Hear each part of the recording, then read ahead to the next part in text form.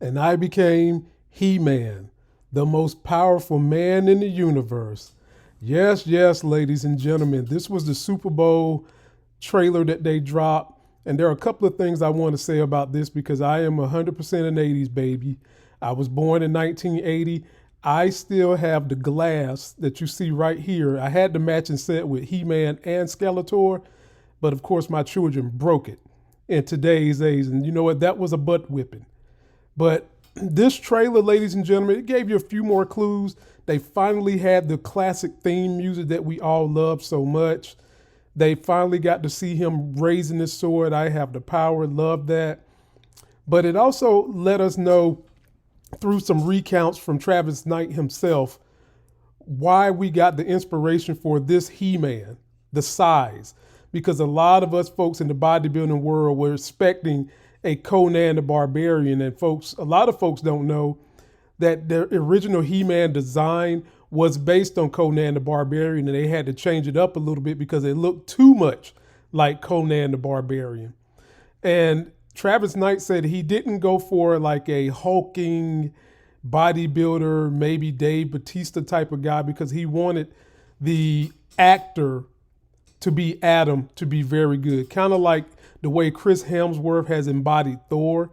It's going to be more like Adam is inside He-Man and not Banner gets kicked out of Hulk situation. So he wanted to go for that. Now the dude, he could put on some more mass and look a little better, but at first I was complaining about Thor, and I grew to love Chris Hemsworth, and hopefully to be the same thing with this guy, because folks, this is definitely a franchise that they could turn into its own universe. There are so many rich stories they could do. From a lot of people who are not familiar with the lore, you don't know that they probably could do a prequel to this show where they go back to the original King Grayskull. That's what the Castle Grayskull is named after.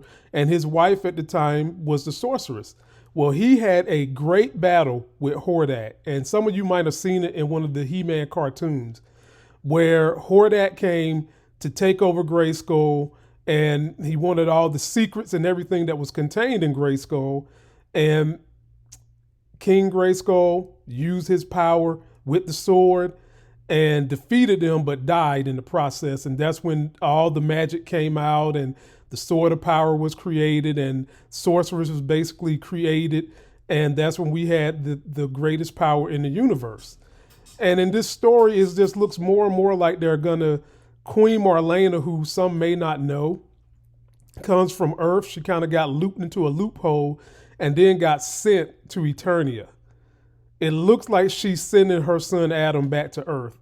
And it looks like he's working in a toy shop that makes He-Man toys. There's several toys in there. I've actually got some of those toys. Mattel, if you're listening, send me the sword. Send me the sword. I've got 365,000 subscribers. Send me the sword. I guarantee you I can sell some of them, or any toys at that. But he's working in a store, and eventually they come pick him up and bring him back to Eternia. Now, some of you might be saying, why did they have to send him to Eternia? Apparently, it looks like Skeletor, played by Jared Leto, ladies and gentlemen, who was a huge Masters of the Universe fan as a child, actually came to Travis Knight to play the role of Skeletor. Normally, you don't put a handsome face behind a mask, but they did this time.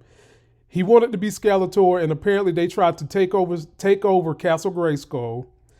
They need the key to unlock the power, and the power is within Adam. But the thing is, if they're going to get Grayskull and they need Adam, what makes them think that they're going to be able to get Adam to do their bidding? Maybe Skeletor is planning to use mind control on Adam. Maybe he was going to try to abduct him as a kid, traffic him like we've got the Epstein people being trafficked. I don't know what his plans were, but they wind up going to Earth, and they're trying to get Adam. And somehow, some way, Adam looks like he might be staying with Marlena's family, the queen, and he has dreams or visions about what he should be. He's feeling it, but because he's on Earth, he's never had a chance to see it.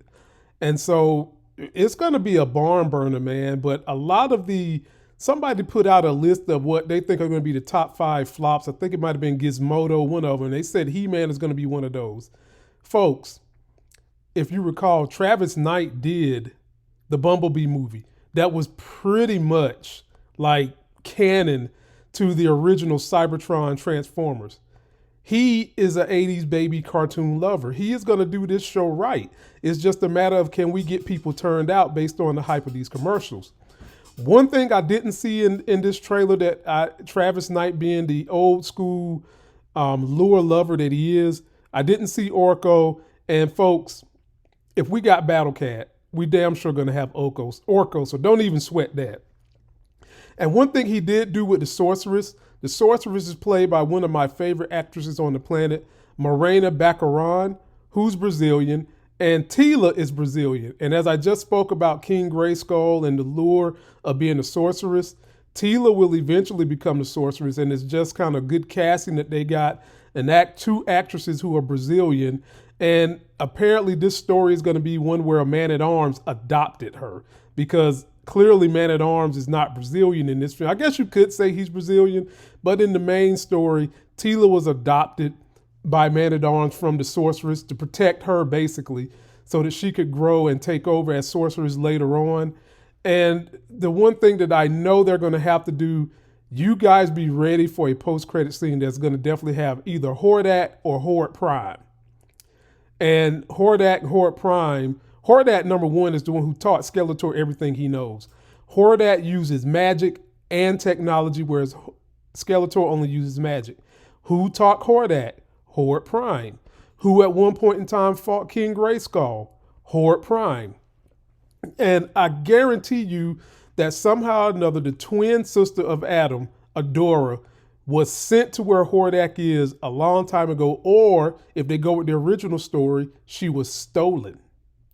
Just like the Jeffrey Epstein thing, and she was made to be a warrior like Gamora. Think of Thanos when you think of Hordak stealing Adora somehow, some way, and there's a power sword with her, and that could just be unbelievable storytelling.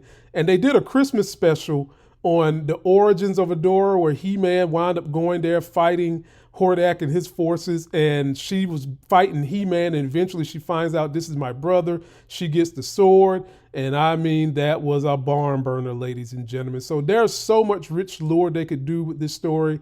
I hope they explore all of it. Please let me know what you guys think. Don't forget to like the video, comment, subscribe.